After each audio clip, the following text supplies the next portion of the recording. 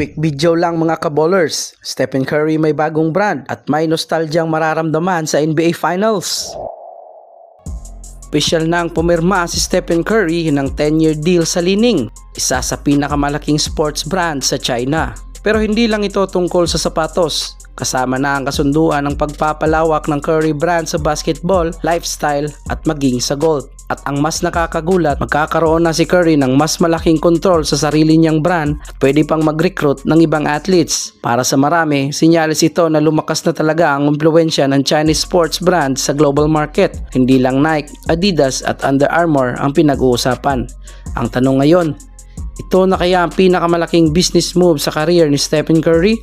Or isang malaking risk ito na maaaring magbago ang kanyang legacy sa sneaker industry? Panalo ba ang paglipat ni Curry sa Li-Ning? O mas magandang nanatili na lang siya sa dating brand?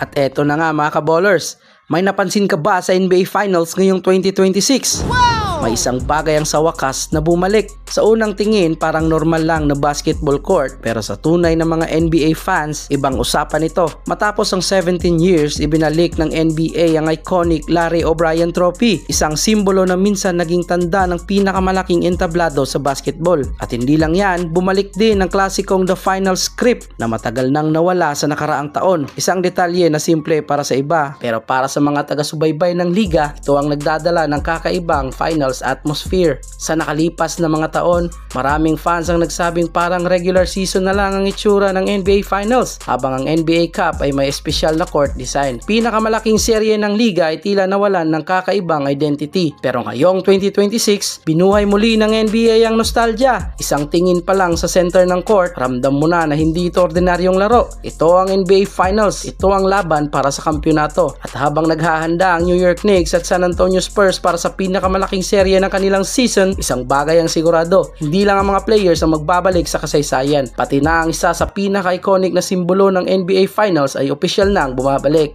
Mas astig ba ang bagong Finals court? Mag-comment ka lang at ating pag-uusapan. This is Ballers TV. Thank you for watching.